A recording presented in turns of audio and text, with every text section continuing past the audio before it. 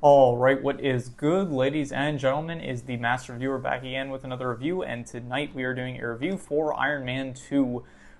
Yeah, this is the next Marvel film that I have watched. It is a pseudo rewatch for me. Once again, it is a Marvel film that I watched many, many years ago, and so I do not remember. I did not remember all the details, but so yeah, another pseudo rewatch for me, and any other background to give other than that, not really. And so let us just begin, starting off with the plot. So the plot of this film is that the villain is, there's two villains basically. One is Justin Hammer, who is a competitor of Stark Industries, who wants to basically take over the weapons industry market by using Stark technology. And so there's a big focus on this film about the fact that Tony Stark, now that he is publicly Iron Man, the US government as well as other countries, basically the world, wants Stark technology. They want the Iron Man suit for their own purposes, and Justin Hammer is a big player in that, where he wants to use Stark technology to basically become the US government's arms dealer for like the next 25 years or something. Basically, he wants to profit off of the Iron Man suit, so that he is like one antagonist of the film, and the other main antagonist of the film is Ivan Vanko. He is the son of, I think his name was Anton Vanko, who was basically a physicist that worked with Howard Stark, and he helped to basically create the arc reactor, but I think he wanted to profit off of it, so Howard Stark ended up getting him deported, and so he lost out on all like the fame and glory of the arc reactor, which is the thing that powers the Iron Man suit. And so his son, basically now Ivan Vanko, his whole motive is to get revenge and destroy the Stark legacy as a form of revenge on Tony and like the whole Stark family line, basically. So he is the villain, aka he's also aka known as Whiplash. And yeah, so the plot of the film is that there's those two characters, the antagonists, that are kind of trying to take down Stark. Stark himself, Tony, he is coming off of the last film where he reveals himself to the world. At the very start of the film, he is just celebrating the fact that he basically brought world peace thanks to his Iron Man suit, his technology that he created. But a big thing in this film is that now the actual arc reactor cannot be powered properly by the elements that he's using. He's using, I think it's called palladium, to power his arc reactor, but it is not sustainable, and so a lot of the film he just ends up becoming depressed because he is dying from palladium poisoning in his chest. And so yeah, a lot of the film is basically him kind of being depressed and dealing with that fact that he is dying. He ends up giving away the Stark industry. He gives over Stark Industries to Pepper. She basically becomes the new CEO of Stark Industries. There's some other stuff that happens. Basically, Black Widow, aka Natasha Romanoff, she is introduced in this movie. So she becomes a spy basically for S.H.I.E.L.D. She's working at Stark Industries. Yeah, it's a long film, so a lot of kind of stuff happens in the middle. There's also some stuff with Rhodey. Rhodey is trying to get the Iron Man suit for the U.S. government, basically. I'm just going to kind of skip to the end, where basically Tony, he ends up, with the help of a message that he ends up getting from S.H.I.E.L.D. S.H.I.E.L.D. brings Tony a message from his deceased father, where basically it has like a hidden message in it, where basically Tony realizes that he has to get the model that his father built of the future, like a future city or whatever, and then based on that model, he ends up somehow realizing that it's like an encrypted message of a theoretical element that Howard Stark ended up theorizing, and so Tony ends up actually he ends up actually creating the element, and it becomes the new power source for his arc reactor, and so he's no longer dying, basically.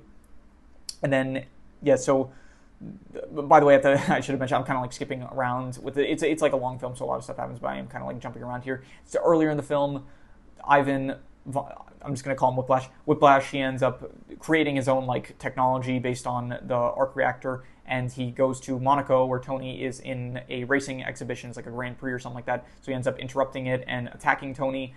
He ends up getting arrested, and Justin Hammer breaks him out to work for him so that he could develop technology that Justin Hammer could use to become successful and stuff. Anyway, later on in the film, the ending basically of the film is that Justin Hammer, he's at the expo, like some sort of military expo, showing off the new technology and stuff. Rhodey is also there to show off the War Machine suit, basically. And he got the War Machine suit, by the way, earlier in the film. Like Tony celebrating what he thinks is his final birthday, he gets like really drunk and stuff. Rhodey shows up, basically says like the suit shouldn't be in his possession, so he takes the suit, basically tries to stop Tony. from like his drunken kind of antics that are going on. He's like being kind of he's being reckless, like blasting alcohol bottles in the air with his like lasers and stuff. So Rhodey stops him with the War Machine suit. And, well, at this point, it's not yet the War Machine suit. Eventually brings it to the U.S. military. They work with Justin Hammer. He like fits it out with a bunch of weaponry and stuff, and it becomes a War Machine, basically. Anyway, so at the end of the film, Whiplash ends up hacking into all of Justin Hammer's new Iron Man drones and Rhodey's War Machine suit and causes them to go haywire. Iron Man, at the same time, he arrives in order to stop it. And then, so I'm assuming what would have happened was that Whiplash would have controlled the suits basically to go after Iron Man or just like cause like a ruckus in the whole place. But at the same time, Iron Man like realizes Whiplash's plan, so he like Whiplash calls him basically, and so Iron Man kind of realizes like what's going on. So Tony ends up arriving at the expo, and at this point, Whiplash hacks into the suits. The suits start attacking Tony, and this leads into the final like confrontation where all the suits and Rhodey, they are being controlled by Whiplash to attack Tony. The action sequence goes on. Eventually, it leads to most of the drones getting destroyed, and Tony and Rhodey, they're in this area where they hear Natasha. She ends up rebooting the suit, so Rhodey is now in control of the suit. They fight off some more drones and stuff, and then finally Whiplash arrives in his own version of an Iron Man suit. And so there's a final thing, I keep saying final confrontation, but the final part of the final confrontation happens where Tony and Rhodey, they work together. They both shoot a laser beam blast that collides and causes a giant explosion, causing Whiplash to get, he falls on the ground. He gets, there's an explosion, he's on the ground now, and then his final gambit is to basically cause all of these suits to self-destruct. At the same time, Pepper, she is near one of the suits, so Tony he has to fly over to save her. He manages to save her before she ends up getting caught in the explosion. And basically they kiss, they kind of make up basically a lot of the movie is them kind of fighting because of Tony's obligations and how he's being reckless and stuff and irresponsible. So everything's all good at the end, and Rhodey, he goes off with the suit. He basically says my car blew up, and so I'm keeping the suit. And I'm trying to remember what happens after that. I'm pretty sure the final scene is Tony is speaking with Nick Fury about the Avengers Initiative. And I think he doesn't exactly join it yet. Later on, he does join it, obviously. But then there is... So then I think the final thing is that Tony, he ends up getting... Him and Rhodey, they end up getting an award from a senator that was very much a jerk to them earlier in the film.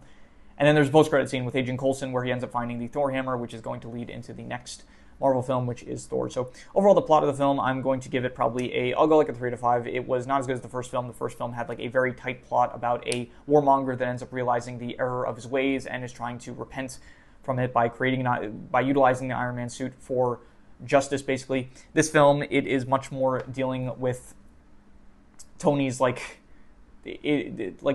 whole Tony himself is being poisoned, so it's a lot of the film is just him dealing with the fact that he might be dying and stuff. And so, I don't think that the plot is as good. It's still fine, I guess, the whole aspect of Whiplash and Justin Hammer trying to take down Tony. I think that was pretty good. And, Tony Stark in general is still a very interesting character to follow along to. I'll speak about the characters as well. But the plot I will give, the plot I will give a 3 to 5. I'll say was all right, I would say. In terms of the characters, Tony Stark, once again, a very good protagonist. I still think that he is very enjoyable to watch. Pepper she feels honestly, she just in the first film, I don't know, anytime with Pepper, it's she's the responsible one trying to take care of Tony, and so it's just kind of, this film as well, it's just a continuation of that where she is just very much trying to keep Tony from being reckless, and she's trying to make sure his company doesn't end up sinking into, I don't know the right term. Again, I have to really... I keep saying this, but I never do. It's because what am I supposed to do? I watch stuff at late hours, so I end up doing these reviews at late hours when I'm not as focused as I would be earlier in the day. So anyway, Pepper, she is just trying to keep Tony's company from going afloat. You have Black Widow being introduced in this film, which I think that she is pretty good. Natasha Romanoff, good character. Happy Hogan, he plays a bit more of a role in this film, just kind of going along with Natasha. Who else is there? Whiplash. Whiplash, I think, is a pretty good villain, just in Hammer as well. I like Sam Rockwell's performance. He's pretty good, I would say. Anyone else? Rhodey. Rhodey he was recast in this film with Don Cheadle instead of Terrence Howard. I think that Don Cheadle, honestly, I like Terrence Howard's performance a bit more as Rhodey, but I still think that Rhodey's still a good character, I would say. Who else is there? Nick Fury's in this a bit. He was pretty good. Any other characters that I'm forget? Howard Stark, he was like in some flashbacks for a bit. Overall, I'm just going to give the characters, I would say probably we'll go like a 6 out of 10. I think that Tony Stark, just once again, he is very much the most interesting character, I would say. And yeah, just overall above average characters, not some of my favorite, but we're just going to go 6 out of 10. In terms of the settings, let's see here, what do we have? Not as much like Middle Eastern areas compared to the last film. This film has, I guess, Monaco. That was an interesting location. The actual Justin Hamber Industries areas are fine, I guess. Tony's laboratory kind of area, that's good. What else is there? I'm trying to remember. The expo areas are fine, I guess. The final confrontation area, which was in this, I don't even know where it was. It was some sort of like exhibit maybe. It looked pretty nice, I would say, but it was all like dark and stuff, so it was a bit hard to see it. Yeah, the settings I'm just going to give like we'll go like a 5.5. I would say decent settings, nothing too great, but nothing also too bad, I would say. In terms of the action, I like the action a lot more in this film compared to the original film. The original film, it was very much like the first steps of the very first like models of the Iron Man suit, so it was pretty basic with its functions and stuff. This film, the Iron Man suits feel about the same, I would say, but I do very much like the Whiplash, basically, the action sequences, with whether the first one where it's like the electric whips that he uses, just any time like the electric whips I just find like really, really cool, I would say. So I did like those action sequences. The actual Iron Man suits themselves are still good, I would say. It's not one of my favorite kind of powers, but it is still interesting to see anytime that is used. Overall, the action, I would give probably I'm going to give it a 7 out of 10. I'm going to be pretty generous with this. I would say it was pretty good action, and yeah, the Monaco sequence at the beginning, the Iron Man's, honestly, the middle section of the film there, it doesn't really feel like there's too much action compared to like later in the film. Like the third act is pretty action heavy, but the middle of the film is very much just Tony dealing with the fact that he is dying. So there's also some Black Widow action sequences, which I thought were pretty good as well. So just overall, I'm going to say a 7 out of 10 for the action. It was pretty good, I would say. In terms of the worst thing is maybe just the length. Maybe like, I don't remember. I think the first film was also like 2 hours, I would say. But I don't know, just it felt like maybe the middle section was a bit like, I don't even know. I can't think of anything too specific. Like I did feel like the Monaco sequence was pretty interesting, and like the beginning of the film where it's like Whiplash preparing to attack Tony and stuff, and then towards the end of the film there was like all the action going on, but the middle of the film was also fine, I would say. It was like Tony dealing with the fact that he was dying and stuff, and yeah, I don't know, maybe the pacing, I could say the pacing wasn't the best, I would say, but I don't know, I can't really think of anything too specific, so I'm just gonna reuse the Maybe I'll go with pacing. I don't know. The pacing, it was fine pacing. I'm just going to reuse the worst score. I can't think of anything specific, so I'm just going to reuse the worst score for the settings. So another 5.5 for the settings. Yeah, fine settings, but nothing too interesting, I would say. In terms of the best thing I would probably say was, I did really like the Whiplash sequences. I'm going to say probably that. I really like the lightning whips. I would say that it was very good. I'm going to give it a 7.5. Just really cool anytime Whiplash is using the electric whips, whether it's it's only really in 2 sequences, in the Monaco sequence as well as in the final confrontation. But again, it's very cool. I would say very, very cool electric whips that he's got going on, so 7.5 for that. I did not write any extra notes for this film, so I'm going to do the calculations. So King Crimson. All right, so it ends up coming out to exactly a 6.25, which would be between a 6 and a 6.5, which would be between above average and good. And I think I'm going to be, I'd give it a lot higher than that. I think I would probably give it, not a lot higher than that, but I think I would give it probably like between a 6.5 to a 7, I would say. I think it was between good and pretty good. And I think I would probably give it just, I'm going to be harsh with it, I'm just going to call it good, I think. Probably a 6.5. I thought it was a good film. Definitely a step down from the first one, which I think I ended up giving it like a 7.5 or an 8. I thought that the first film was between very good and great, but this film, it's not as good as the first film. Definitely, it's still a good film, though. I would say a 6.5. I'm pretty sure, actually, Iron Man 2 is one of the more hated films in the MCU, but I think that I still think it was a good film. I would say definitely a 6.5. So, yeah, that is pretty much all there is to it. So if you have any recommendations, any shows, movies, video game stories, anime, manga, web series, anything that you want me to review, leave it in the comments and I will maybe possibly check it out. With that said, that is pretty much all there is to it. So let's leave it at that.